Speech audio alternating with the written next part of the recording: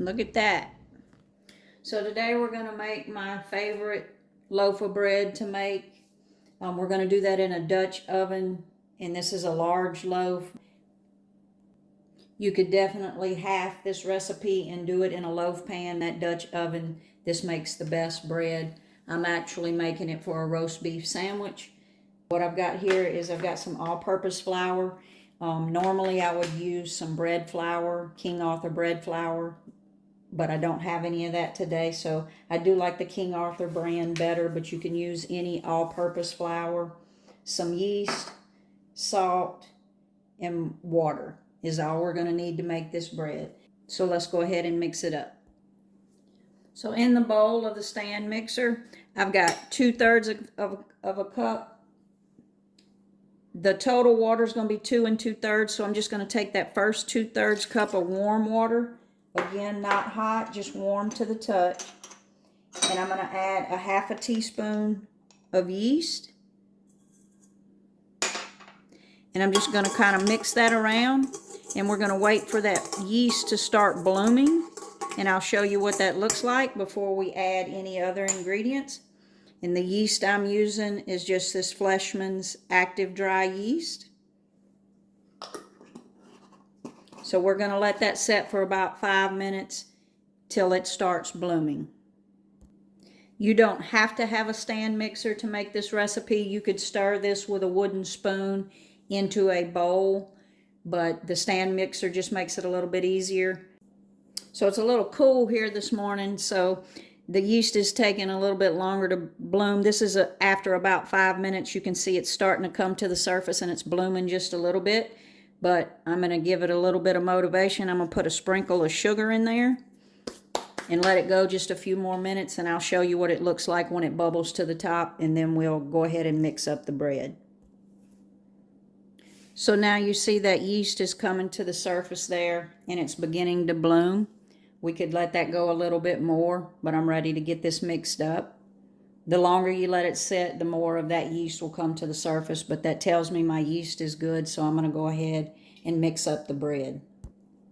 So to that, the recipe calls for 6 cups of flour. This is 5 cups because on that last cup, I want to mix it in because I want to make sure that the consistency of my bread is like I want it. That 6th cup could go either way. So I'm going to go ahead and put my other ingredients in at this time.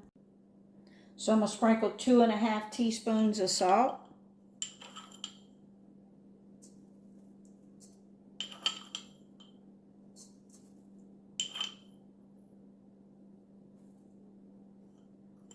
And I'm just going to kind of stir that around.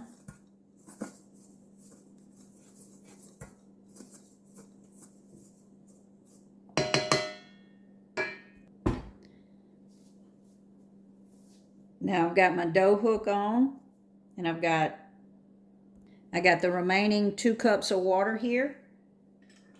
So I'm going to start that stand mixer on low. And I'm going to start pouring in that 2 cups of water. Stand mixer, when it's mixing that water, does get a little loud, so I apologize. So that's the 2 cups of water. Got that other cup of flour because I'm just going to watch as that dough comes together how much of this flour I'm going to sprinkle into that mixer. And I can see that dough is pretty wet, so I'm going to sprinkle in some flour, and I'm going to stop it so I don't make a mess. So I sprinkled in about half of that flour. We're going to start it back, let it go.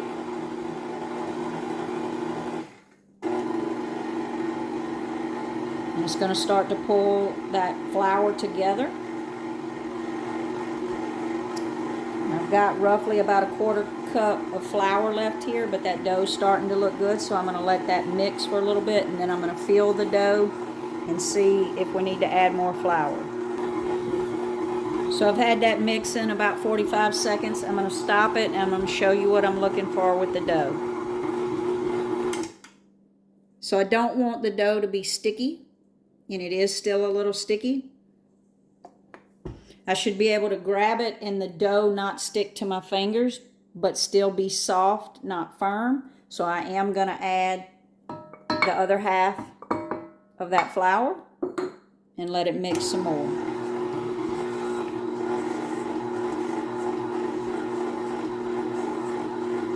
And if you get impatient like me and you try to turn it up, you're going to make a mess.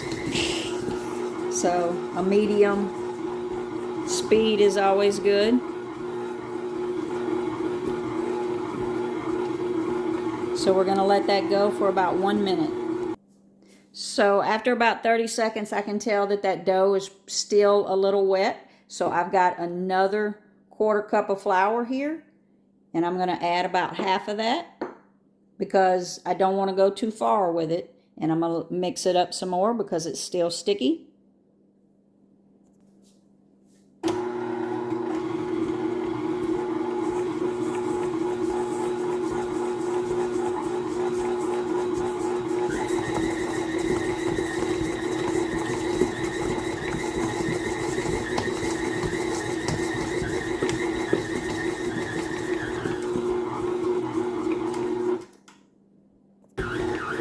So that's been mixing about 45 more seconds. So I'm going to stop it and I'm going to show you what we're looking for with the dough.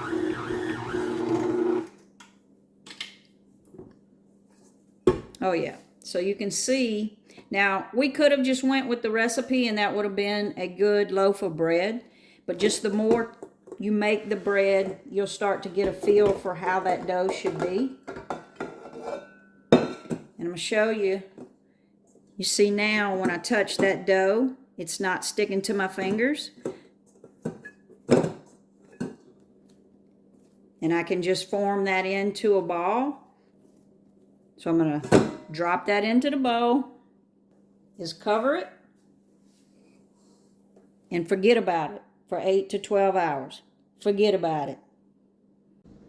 So let's take a look at that dough. It's been setting for about 10 hours or so. And as you can see, it has grew in size.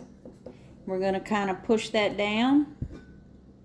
And what I'm going to do is I'm going to take a piece of parchment paper.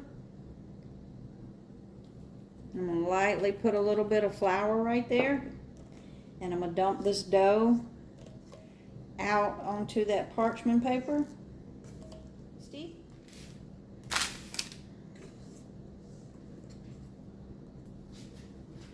So I'm going to take it with that flour. I'm just going to form it into a ball. As you can see, it wants to stick. That's when you put a little bit of that flour on there.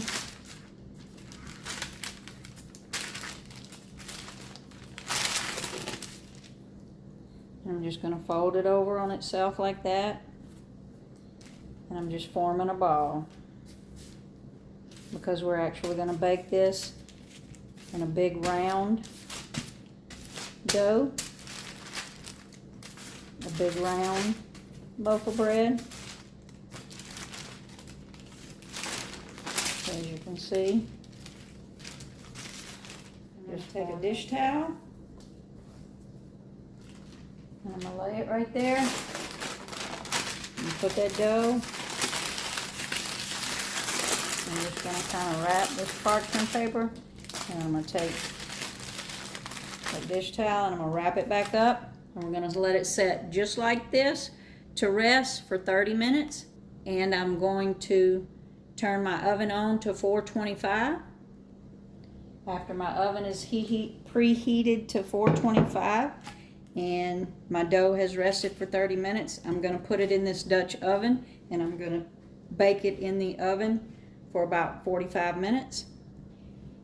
I'm going to set this Dutch oven in the oven about 15 minutes before I'm ready to stick the loaf of bread in the oven because you want this Dutch oven extremely hot. Mine has a plastic handle, that's why it's wrapped in tin foil, so make sure that you have a Dutch oven that the lid can go in the oven. So we're going to turn our oven on to preheat and we're going to let our dough rest for 30 minutes. Okay, I just took that bread out of the oven, and that was 45 minutes, and I didn't take the lid off. I just let it cook with the lid on. Let's take a look. Oh yeah. We're gonna put it on a cooling rack and let it cool. Like I said, you could split this recipe and do it in a loaf pan, but this definitely is the best way to go.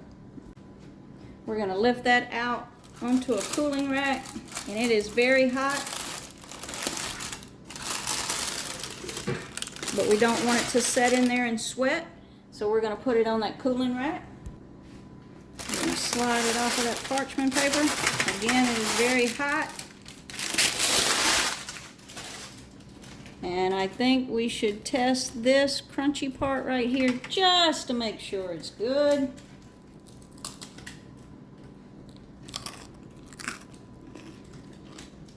And oh yeah, it is good.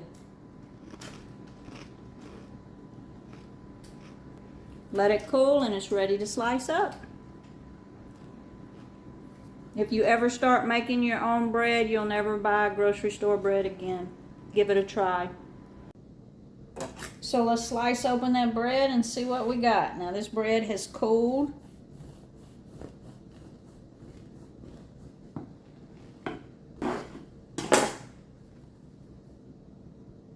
Look at that.